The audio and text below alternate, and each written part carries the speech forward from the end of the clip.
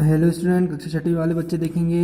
आज हम अध्याय 9 के आगे का चैप्टर कर रहे हैं, जिसमें हम पढ़ेंगे रेशम मार्ग की कहानी। ठीक है। कीमती चमकीले रंग और चिकनी मुलायम बनावट की वजह से रेशमी कपड़े अधिकांश समाज में बहुमूल्य माने जाते हैं। आपको पता है रेशमी कपड़ों की मांग क्या होती है, बहुत ही बहुमूल्य मतलब अधिक होती है। सभी लोग क्या चाहते हैं कि रेशमी कपड़े मतलब जो रेशमी कपड़े की जो वैल्यू है, ठीक है, वो क्या होती है, समाज में अधिक होती है। सभी लोग उसे धारण करना चाहते हैं। महिलाएं भी रेशमी कपड़े की साड़ियाँ पसंद करती हैं। रेशमी कपड़ा तैयार करना एक जटिल प्रक्रिया है। रेशम के कीड़े से कच्चा रेशम निकालकर सूत कताई होती है और फिर उससे कपड़ा बुना जाता है। क्या होता है, रेशम कहाँ से निकालता है, रेशम के कीड़े होते हैं, उनसे कच्चा रेशम निकाला जाता है और कच्चे रेशम से छोटे छोटे पतले पतले सूत मतलब धागे बनाए जाते हैं और फिर उससे कपड़ा बुना जाता है। आगे देखेंगे तकनीक। इस तकनीक का आविष्कार रेशम कीट से रेशम बनाने का आविष्कार चीन में करीब 7,000 साल पहले हुआ।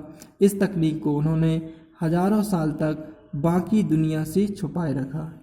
मतलब चीन में सबसे पहले रेशम बनाने का कार्य शुरू किया गया और इस टेक्नोलॉजी को उन्होंने लगभग कितने हजारों साल तक छुपा के रखा था। पर चीन से पैदल, घोड़ों तथा ऊँटों पर कुछ लोग दूर दूर की जगह पर जाते थे और अपने साथ रेशमी कपड़े भी ले जाते थे। जिस रास्ते से ये लोग यात्रा करते थे वहाँ रेशम मार्ग सिल्क रूट के नाम से प्रसिद्ध हुआ। सिल्क रूट मतलब क्या होता है, सिल्की कपड़ा रहता है। रेशम का जो कपड़ा रहता है वह कैसा रहता है, सिल्की कपड़ा रहता है। रूट मतलब होता है रास्ता। इंग्लिश में रास्ते को क्या कहते हैं, रूट के नाम से जाना जाता है ना। तो जहाँ से ये व्यापारी मतलब जो चीन के जो व्यापारी रहते थे बड़े बड़े, जो रेशमी कपड़ों को ले जाते थे यहाँ वहाँ, है ना, एक स्थान से दूसरे स्थान, तो रेशम मार्ग जिन जिन स्थानों से ले जाया जाता था उनको सिल्क रूट के नाम से जाना जाता है। ठीक है। कभी कभी चीन के शासक ईरान और पश्चिमी एशिया के शासकों को उपहार के तौर पर रेशमी कपड़े भेजते थे। मतलब चीन के जो बड़े बड़े राजा थे वह ईरान और पश्चिम एशिया के शासकों को चीन के मतलब रेशमी कपड़े भेजते थे। ठीक है, उनके साथ व्यापार बढ़ाने के लिए, समझौते स्थापित करने के लिए। यहाँ से रेशम के बारे में जानकारी और भी प्रसिद्ध की और फैल गई। करीब 2000 साल पहले रोम शासकों और धनी लोगों के बीच रेशमी कपड़े पहनना एक फैशन बन गया। इसकी कीमत बहुत ही ज़्यादा होती थी क्योंकि चीन से इसे लाने में दुर्गम पहाड़ों और राजस्थानी रास्तों से होकर जाना पड़ता था। मतलब क्या होता था कि रोम के शासक जो धनी लोग थे, जो शासक थे रोम के, वो क्या करते थे, रेशमी कपड़ों को एक फैशन के तौर पर यूज़ करते थे, फैशन के तौर पर पहनते थे। मतलब उनका मानना था कि हमने रेशमी कपड़ों को पहना, उनका शौक हो गया था ना। फैशन मतलब शौक होना। जैसे किसी भी व्यक्ति को कुछ का शौक होता गाड़ी चलाने का, है ना, वैसे ही रोम के जो लोग थे, बड़े बड़े धनी लोग थे जिनके पास पैसा था, वो लोग रेशमी कपड़ों को ही पहनना अपना शौक समझते थे। इसकी कीमत क्या होती थी, बहुत अधिक हो जाती थी क्योंकि चीन से रोम तक रेशमी कपड़ों को लाने में बड़े बड़े खतरनाक रास्ते होते थे, रेगिस्तानी रास्ते होते थे, पहाड़ी इलाके होते थे। ठीक है, इनसे होकर आना पड़ता था। यही नहीं, रास्ते के आसपास में रहने वाले लोग व्यापारियों से यात्रा शुल्क भी मांगते थे। मतलब जो रास्ते के आसपास के कबीले रहते थे तो वो क्या करते थे, रास्ते में आने जाने का क्या कहते थे, टैक्स लेते थे, किराया लेते थे व्यापारी लोगों से। मानचित्र 6 को देखें, इसमें सिल्क रूट तथा उसकी शाखाओं को दिखाया गया है।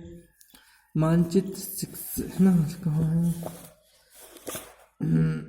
जी, यहाँ पर चलो देख लेना। ठीक है, पेज नंबर 76 में आप लोग चित्र देख लेना। इसमें सिल्क रूट तथा उसकी शाखाओं को दिखाया गया है।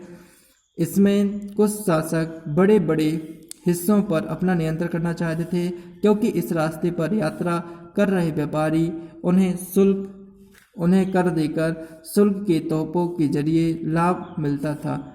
इसके बदले ये शासक इन व्यापारियों को अपना अपने राज्य से गुजरते वक्त लुटेरों के आक्रमण से सुरक्षा करते थे। क्या होता था, बड़े बड़े व्यापारी क्या करते थे, एक स्थान से दूसरे स्थान जाते थे, तो जिस राज्य से होकर वे गुजरते थे व्यापारी, उस राज्य के जो शासक रहते थे, राजा रहते थे, इन व्यापारियों से कर लेते थे, टैक्स लेते थे, और बदले में आज उन जो शासक रहते थे, राज्य के शासक, वो क्या करते थे, इन व्यापारियों को सुरक्षित लुटेरों से बचाकर, उनके लुटेरों से सुरक्षा करके दूसरे स्थान पर पहुंचाते थे।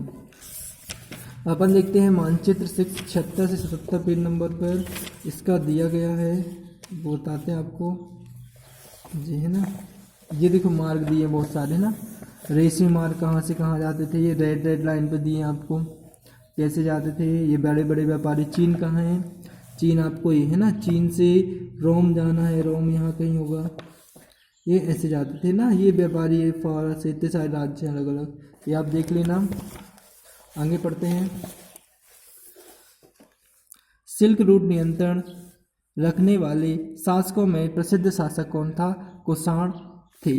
करीब 2000 साल पहले मध्य एशिया और पश्चिमोत्तर भारत पर इनका शासन था। पेशवा और मथुरा इनके दो अन्य शक्तिशाली केंद्र थे। मतलब जो कौन थे, कुषाण था, ठीक है, कुषाण ने मथुरा और पेशावर को दो शक्तिशाली केंद्र बनाए थे। तक्षशिला भी इनके राज्य का हिस्सा था। इनके शासनकाल में ही सिल्क रूट की एक शाखा मध्य एशिया से होकर सिंधु नदी के मुहाने के पत्तनों तक जाती थी। ठीक है, सिंधु के मुहाने के पत्तनों, पत्तन समझते हो क्या कहलाता है, जहाँ पर जहाज़ों पर माल लादा जाता है और उतारा जाता है, पत्तन। ठीक है, सिंधु नदी के मुहाने के पत्तन, ये नदी का किनारे में होते हैं। नदी के किनारे में ही जो बड़े बड़े जहाज रहते हैं, वो उनसे क्या होता है, माल उतारा जाता है और उन पर माल लादा जाता है। फिर जहाँ से जहाज़ों द्वारा रेशम और पश्चिमी की ओर रोमन साम्राज्य तक पहुँचता है। इस उपमहाद्वीप मतलब कौन सा, भारत में सबसे पहले सोने के सिक्के जारी करने वाला शासक कौन था, कुषाण था। भारत में जो कुषाण जो शासक था, मतलब जो कुषाण राजा था, उसने सबसे पहले भारत में सोने के सिक्के जारी किए थे। सिल्क रूट पर यात्रा करने वाले व्यापारी इनका उपयोग करते थे। किसका उपयोग करते थे, सोने के सिक्के का प्रयोग कौन करते थे, जो सिल्क रूट मतलब रेशमी मार्ग पर जो यात्री जाते थे, वो सिल्क रूट का प्रयोग करते थे, मतलब सोने के सिक्के का प्रयोग करते थे। ठीक है, आज की वीडियो में इतना ही। आप यह अध्याय अच्छे से पढ़ेंगे, यह आपका होमवर्क है। ठीक है, आगे का जो चैप्टर है आप अच्छे से पढ़ेंगे, कल हम आपको और भी समझा देंगे। ओके।